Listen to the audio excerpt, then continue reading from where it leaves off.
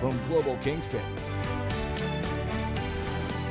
This is Global News Morning. So good to see you on this Tuesday morning, the 17th of August. Good to see you. It's the top of the hour, and you're going to be needing an umbrella, not just today, but for the next couple of days. Okay, the active weather is back then? Yep, it just started here for Kingston a little while ago. Right. And we're looking at around 10 millimeters of rain. Risk of thunder showers for some parts of the region too because of the rising humidity as well. Okay, yeah, so as I was coming into work this morning, there was very light rain and also that humidity, as you were mentioning. It is already feeling warm and sticky this early in the morning. So yeah, well, we had a couple of days of not cooler temperatures, but the lack of humidity made such a big difference. But it is back for today and tomorrow, and I'm sure all the way into the weekend. But we'll break down the next 3 days for you here, and we'll look at a high of 24 degrees today. But I talked about that humidity. It's going to feel like the low 30s. We're looking at around 10 millimeters of rain. Now tomorrow, rain continues and a risk of thunder showers as we get to 26 degrees. Not just humidity rising, but also temperatures. By Thursday, a high of 27 degrees. Average high this time of year is around 25. And yes, by Thursday, a risk of thunder showers as well. It is 1 minute past the hour. Thanks for joining us here on Global News Morning. I'll now pass things over back to Aaron Strickland. thanks, Bill. While the federal election campaign was only announced Sunday, party leaders have already kicked their campaigns into high gear. With Election Day set for September 20th, this will be the shortest election campaign permissible by law. What are some of the local issues in this election, and how does COVID-19 fit into that equation? Darren Davis has reaction.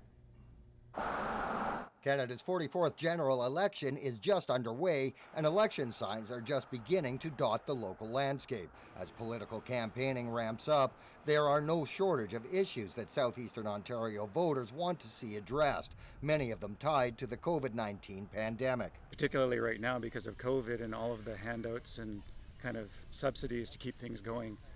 I'm a little worried that the economy is going to suffer, the dollar is going to suffer. First and foremost, passports. So people that are vaccinated, they have proof that we've been vaccinated. Comments like that are no surprise to Tim Abrey, a PhD student at Queen's University who studies voter behavior. People's lives are at stake. There are two things you really just don't mess with in politics. You don't mess with people's jobs and you don't mess with people's kids. And arguably, the pandemic has done both of those. Abrey says a safe return to school from primary to post-secondary will also play a role in the election. Returning back to school, as you know, most of our schools are not properly ventilated. Mandatory vaccinations also weigh in on voters' minds as well. I would like to see that people that are working for federal or provincial government, if you want these kind of jobs, be mandated to be vaccinated. Abrey says with this election in particular, voters are looking to candidates for answers. I'm not sure they're going to put up with quite so much waffling from politicians and political candidates as they might have in the past. They're going to be looking for some very direct answers about some very real and very present concerns that they have. Voters won't have much time to decide about which candidate or party best represents their concerns. The election campaign is just 36 days. Darren Davis, Global News, Kingston. With the new school year starting in a few weeks, Ontario is telling school boards and public health agencies to set up vaccine clinics at or near schools. Education Minister Stephen Lecce says it's part of the last mile government vaccination strategy that aims to make it easy for students aged 12 and up, plus teachers and staff to get their shots. The clinics can run before, during, or after school hours, either on school property or off-site in partnership with the school board. Meantime, as the Delta variant continues to spread, Kingston Area Public Health has gotten creative in an attempt to get more shots in arms. The agency is rolling out mobile clinics with names like Vaccina Palooza, including food and games to bring more youth out. Ledna Mohammed has more on the strategy behind this. How's that? You okay? Yeah. Okay. Vaccination rates are high in this region.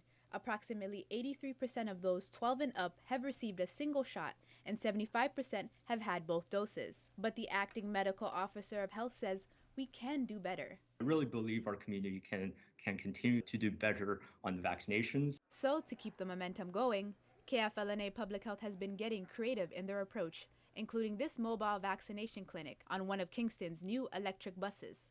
The vaccine machine because it was catchy and easy to remember. Jess Bertram is one of the nurses on the vaccine team. She and Communications Officer Jen Fagan say the key to their aggressive campaign is to bring the vaccines to the people, sometimes where they might least expect. For instance, like movies in the square, we know that a lot of people will be attending, or a majority of people, and it's a good opportunity to have people come together for another event to make them feel more comfortable. Over the weekend, KFLNA Public Health hosted Vaccinapalooza at the Baggett Street Boys and Girls Club to target those born in the late 1970s and the 80s. But this summer also saw a mobile clinic at the Gore Downey Pier and at One Roof Youth Hub to vaccinate at-risk young people.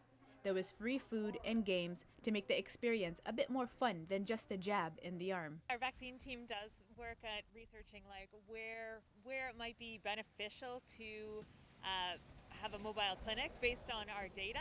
The region's Associate Medical Officer of Health says that we are on the cusp of a fourth COVID-19 wave, and the goal is to get vaccination rates higher quickly.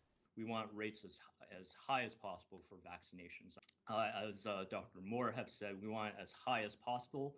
90-90 would be great. The vaccine team says they'll continue to get creative, and if you're still in need of a first or second vaccine, you may be surprised when and where the opportunity may present itself. Or you could check out the KFLNA Public Health website to find out.